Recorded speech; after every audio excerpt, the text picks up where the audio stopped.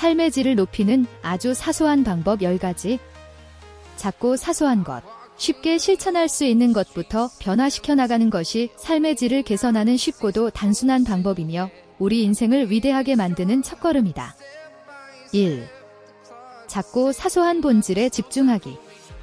행복은 일상에서 느껴지는 만족감, 돈독한 인간관계, 건강 등에서 비롯되는데 이런 것들은 소유보다는 인간 존재와 더 깊은 관계를 맺고 있기 때문이다. 그러니 인생에 그다지 필요하지 않은 것들을 끌어모으기 위해 너무 열심히 살지는 말자.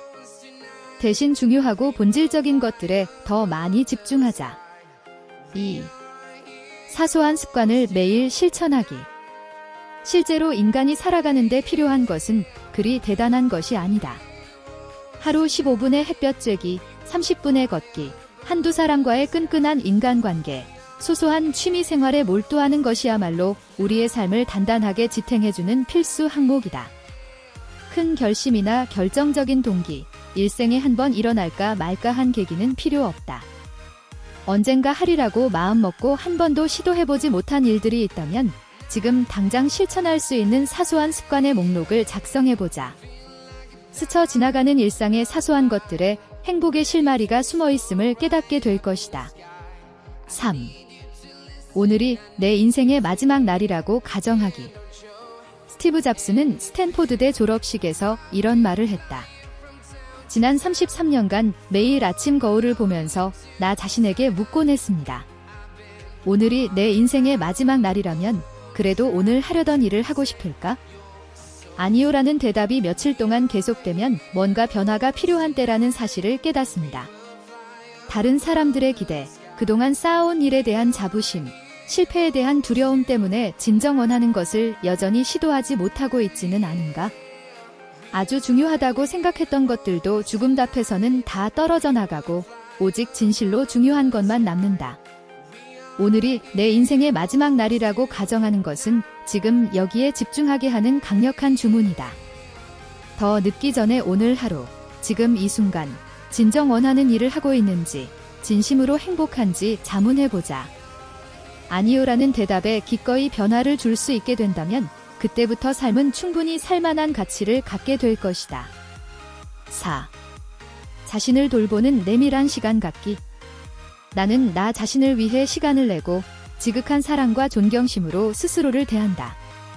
왜냐하면 나는 나 자신을 좋아하기 때문이다. 영화배우 우피 골드버그가 한 말이다. 어린 시절 숨바꼭질을 하며 숨어들었던 다락방을 기억하는지. 잡동산이 가득한 넓지도 쾌적하지도 않은 공간. 그 공간이 주는 위안은 켜켜이 내려앉은 추억 속에서도 아련하게 빛난다. 하루 24시간, 나 자신보다는 가족을 위해, 직장을 위해, 다른 사람을 위해 에너지를 쏟다 보면 때로는 탈진할 지경에 이른다. 바쁜 일상에 몸과 마음이 지칠 때면 아무도 모르게 스며들 수 있는 숨어있기 좋은 방이 절실하다. 가끔은 오로지 나 자신에게만 집중할 수 있는 시간이 있었으면 좋겠다. 많이도 필요 없다. 일주일에 단 하루, 혹은 하루에 20에서 30분 정도? 손톱 손질을 받거나, 공원을 산책하거나, 책을 읽거나, 카페에서 홀로 시간을 보내거나, 어디에서 무엇을 하든 상관없다. 그것이 자신을 돌보는 일이라면? 5. 합리적인 소비 패턴에 대한 나만의 정의 내리기. 필요한 물건을 정해진 예산 범위 내에서 구입하는 합리적인 소비를 달리 정의해보는 건 어떨까? 한 노부부는 은퇴 후 소득이 줄었음에도 1년에 서너 개월은 여행을 다닌다. 주변 사람들은 도대체 무슨 돈으로 그렇게 자주 여행을 다니는지 궁금해한다.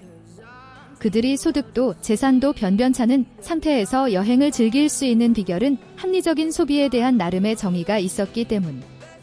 가치관과 취향에 따라 중요하게 생각하는 영역은 각자 다를 것이다. 가장 행복지수를 높이는 영역에 집중적으로 지출하고 그 외 부분에서는 부족함이 있더라도 과감하게 참는 것이 그들이 내린 합리적인 소비의 색다른 정의였다. 6. 소소하고 사소한 일탈에 익숙해지기. 벚꽃이 지려 하는데 그리운 내 님은 언제 오시려나요? 진해에 있는 친구에게서 살가운 문자가 왔다. 밀려있는 원고에 절대 미룰 수 없는 스케줄까지 사실을 말하면 도저히 시간을 뺄 수 없는 상황이었다. 답이 없다. 그래서 무작정 떠났다. 솔직히 말하면 일상에서 한 발짝도 벗어나지 못하고 있는 나 자신에 대한 반발심도 적잖이 작용했다. 일에 둘러싸여 꽉 막힌 나 자신에게 인생을 누릴 기회를 주고 싶었다. 그리하여 평생 잊지 못할 진해의 밤바다를, 안민고개의 흐드러지게 핀 벚꽃의 향연을, 광안리의 태평한 오후 풍경을 가슴 가득 담아올 수 있었다. 이번 여행으로 크게 깨달은 것 하나. 내가 없다고 지구가 멈추지는 않더라. 소설가 신경숙은 새 소설을 쓰기 전에 반드시 제주도에 간다고 한다. 전화조차 끊긴 그곳에서 먹고 싶을 때 먹고 자고 싶을 때 자면서 온전히 자신을 비우는 시간을 갖는다고. 그렇게 완전히 비워내야 비로소 새 이야기가 찾아온다는 것이다. 템플스테이든 제주 올레길이든 상관없다. 반복되는 일상에 지쳐 에너지가 고갈될 때, 몸과 마음을 정화시켜 새로운 에너지를 불어넣고 싶을 때, 아무도 당신을 모르는 곳으로 가장 소소하고 사소한 일탈을 시도해보자. 7. 한두 사람과 끈끈한 인간관계 맺기. 오랫동안 행복하게 살기 위해서는 한두 사람과 끈끈한 인간관계를 이어가는 것이 무엇보다 중요하다. 성인 남녀 814명의 삶을 70여 년간 연구한 하버드대 조지 베일런트 교수는 행복의 조건에서 65세까지 충만한 삶을 살았던 연구 대상자들 중 93%는 어린 시절 형제 자매들과 친밀한 관계를 맺었다고 밝혔다. 그는 또 행복하고 건강하게 나이 들어갈지를 결정짓는 것은 뛰어난 지적 능력이나 계급이 아니라 인간관계라고 강조했다.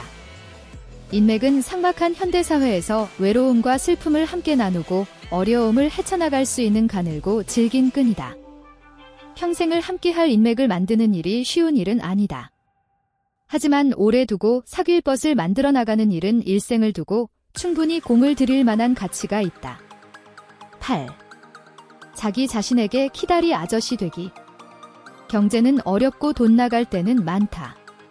그러다 보니 가장 먼저 줄이게 되는 것은 자기 자신을 위한 지출. 일상적으로 반드시 들어가는 지출 말고 따로 떼어놓지 않으면 계속 미루게 되는 개인적인 욕구를 위해 저축을 해보는 건 어떨까? 한 달에 다만 얼마라도 자기 자신을 후원한다는 의미로 저축을 시작해보자. 비상시를 대비해서도 좋고 꼭 사고 싶은 물건을 구입하기 위해서도 좋다. 격려나 위로, 칭찬 같은 무형의 것들로 자존감을 세우는 것도 중요하지만 눈에 보이는 그리고 손에 잡히는 물질적인 에너지를 스스로에게 쓰는 것도 매우 흥미로운 경험이 될 것이다.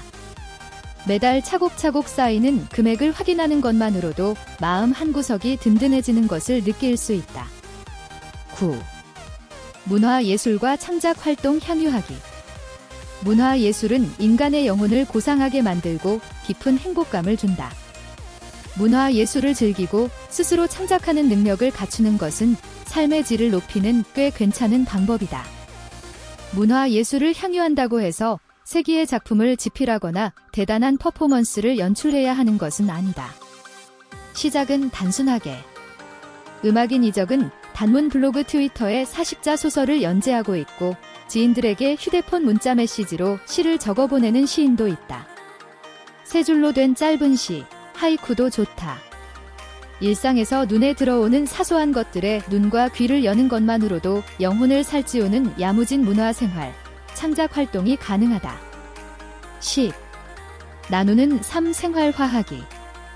해피 버스데이, 하음아.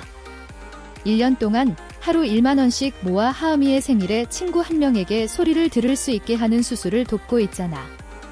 이번 생일에 네 번째 친구를 만날 거야.